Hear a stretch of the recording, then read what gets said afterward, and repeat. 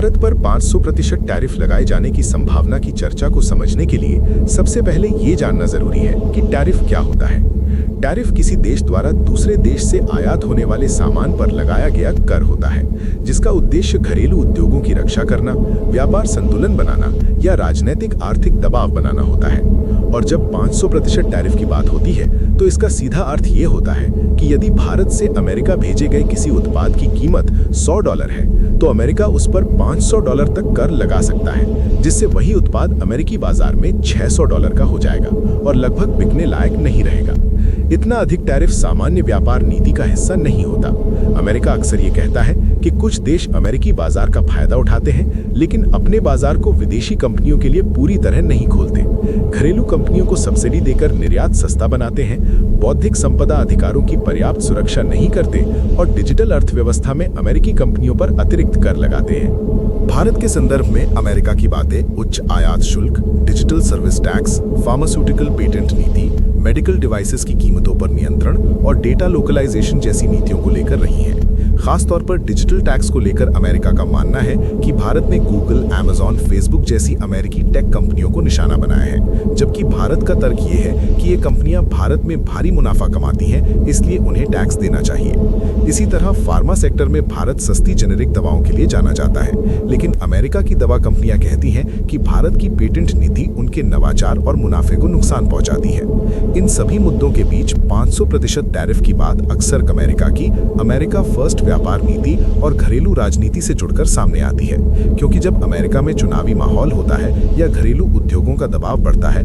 तब वहां के नेता बयान देकर ये दिखाने की कोशिश करते हैं कि वे अमेरिकी नौकरियों और उद्योगों की रक्षा के लिए किसी भी हद तक जा सकते हैं। इतिहास देखें तो अमेरिका पहले भी चीन पर 100% से ज्यादा टैरिफ, स्टील और एल्यूमिनियम पर 200% तक शुल्क और रूस, ईरान जैसे देशों पर कड़े व्यापार प्रतिबंध लगा चुका है। इसलिए 500% टैरिफ असंभव नहीं, लेकिन अत्यंत असाधारण कदम माना जाता है। भारत और अमेरिका के व्यापारिक संबंध ऊपर से मजबूत दिखते हैं, क्योंकि अमेरिका भारत का एक बड़ा निर्यात बाजार है, जहां भारत से pharmaceuticals, IT services, textile, jewellery, engineering goods और ऑटो पार्ट्स जाते हैं, जबकि भारत अमेरिका से रक्षा उपकरण, ऊर्जा संसाधन, विमान और उच्च तकनीक आयात करता है। लेकिन इसके बावजूद दोनों देशों के बीच व्यापारिक मतभेद बने रहते हैं। यदि अमेरिका भारत पर 500% टैरिफ लगा देता है तो इसका सीधा असर भारतीय निर्यात पर पड़ेगा। खासकर फार्मा और आईटी हार्डवेयर जैसे सेक्टर प्रभावित होंगे। निर्यात घटने से उत्पादन कम होगा, कंपनियों का मुनाफा गिरेगा और लाखों नौकरियों पर खतरा आ सकता है। शेयर बाजार में विशेषकर आईटी और फार्मा शेयरों में भारी गिरावट देखने को मिल सकती है और डॉलर की मांग बढ़ने से रुपए पर दबाव आ सकता है, जिससे महंगाई भी बढ़ सकती है। हालांकि इसका नुकसान केवल भारत तक सीमित नहीं रहेगा, क्योंकि अमेरिका में भी भारतीय उत्पादों के महंगे होने से उपभोक्ताओं को ज्यादा कीमत चुकानी पड़ेगी।